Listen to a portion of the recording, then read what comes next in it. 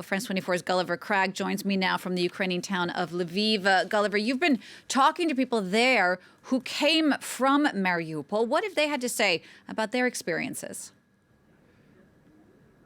Well, I spoke to one man who had driven out of Mariupol in a van with 9 people who he had subsequently taken to Poland before bringing his van back to Lviv, and to one couple who drove out of Mariupol with their child. Both of them had not taken advantage of any kind of humanitarian corridor. They had just got out based on information from other people who'd driven out hours before them and braving the danger of death, really. That's what they said. They said that we felt that we were either waiting in Mariupol for a shell to land on us and to die in the city, or risking dying on our way out, because the roads, apart from the shelling that's ongoing, as they told me, there are mines, there's unexploded ordnance everywhere. So just driving along the roads out of Mariupol can be very dangerous without even thinking of the shells that could land on your vehicle, as has happened to some vehicles. They told me, one of these people told me that they saw burned cars on the road as they were driving out. And prior to leaving, of course,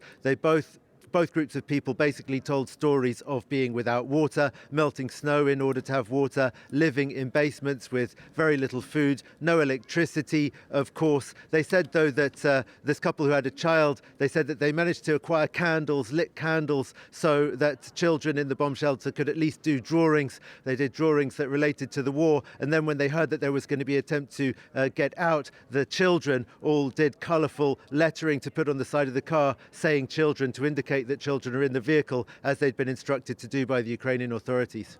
Gulliver, what are the people you're talking to saying about this refusal from Ukraine to surrender the city of Mariupol? An offer was made from Russia to give humanitarian corridors in exchange for the surrender of the city. So far, Ukraine has refused to do that. How do these people from Mariupol feel about seeing their city continuing to be bombarded as it's been?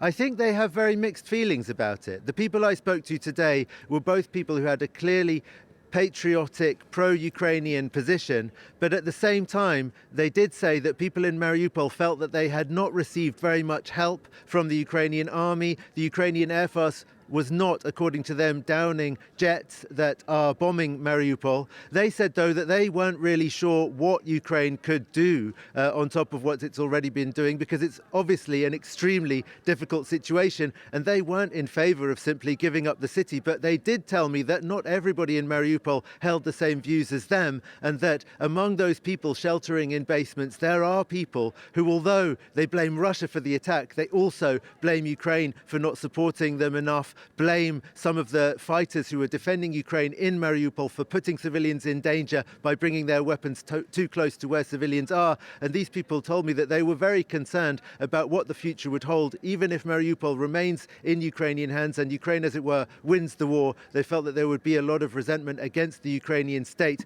among people in Mariupol who, you have to remember, have been subjected to Russian propaganda for years and years and years, because Mariupol was right next to the front line where the Russian-backed separatists held territory in Donbass. It was the last Ukrainian-held town, if you like, and people there have been watching Russian TV. The Russian TV signal is very easy to pick up in Mariupol, or was at least until this fighting started. Right now, of course, nobody's TV is working because there's no electricity.